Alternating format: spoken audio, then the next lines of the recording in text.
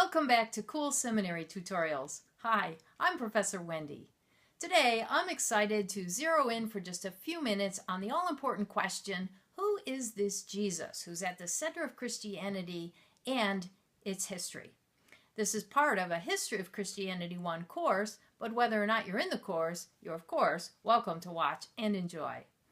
As always, I hope you'll leave feedback and click to subscribe to Cool Seminary Tutorials if you'd like to learn some more. Who is Jesus? Jesus, who are you? Wouldn't it be fun if Jesus would just somehow appear and introduce himself? Well, I don't have the power to make that happen, but Jesus, you're always welcome. By the way, if Jesus had a channel, that's the first one I'd want to subscribe to, and you're about to see why. Who is Jesus? It's an important question because with some 2.2 billion Christians in the world, probably including people that you know, in order to understand these people and what makes them tick, you have to know what they believe about who is Jesus. To summarize in just a few sentences, Christians believe that Jesus Christ was a unique human being who was more than just a human being.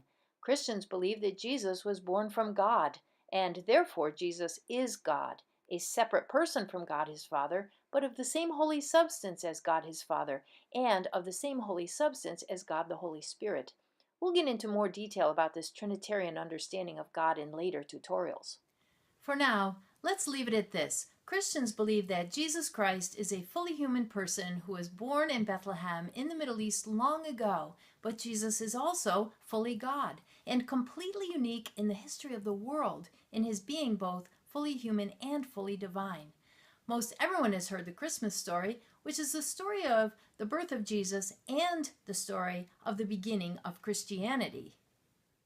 So the Christian faith began long ago when God entered human history in a most remarkable and unique way.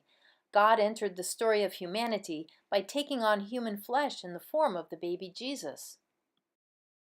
As this Jesus grew up and began to teach and preach and heal those who were sick, he attracted many followers. Some of the religious leaders of his time despised Jesus for his claim to be the Son of God, and so they had him put to death on a cross, a form of execution usually reserved for criminals.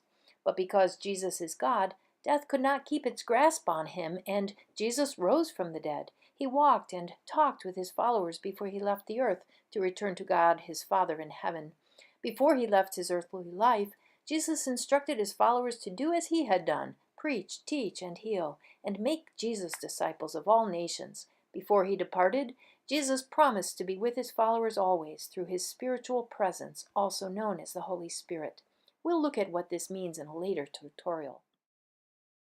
The Bible contains the story of the origins and teachings of Christianity. It is considered to be the holy book of the Christian faith. It's in the Bible that we are able to read the story of Jesus and what he taught and preached, and how he lived, how he came to the earth to show humanity not only the way to God, but also how to become more like God. More about this in the next video. Within the Bible, the New Testament was written from the perspective of some of Jesus' earliest followers. As Christianity began to spread throughout the world, its teachers and evangelists continued to tell others about Jesus. They summarized and explained the teachings of Jesus in sermons, speeches, letters, manuscripts, and books. Many of these writings still exist today. We'll refer to some of these later in the course. The history of Christianity began with the earliest followers of Jesus and continues with the teachers, missionaries, and preachers who came after them.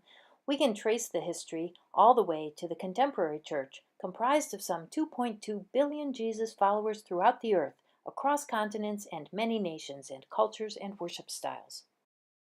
Christians all over the world pray to and worship Jesus because we believe he was and is so much more than just a man, greater than just another human being, infinitely more than a wise old teacher from long ago. Christians believe that Jesus is God.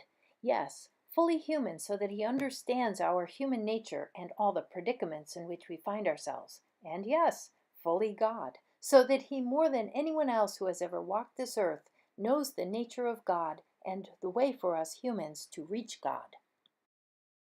During his brief time on earth, Jesus taught everything we need to know in life and in death about God. This Jesus, Christians believe, is with us always in the Spirit of God, calling people everywhere still to follow him. The history of Christianity is the amazing story of Jesus followers, warts and all, through the ages.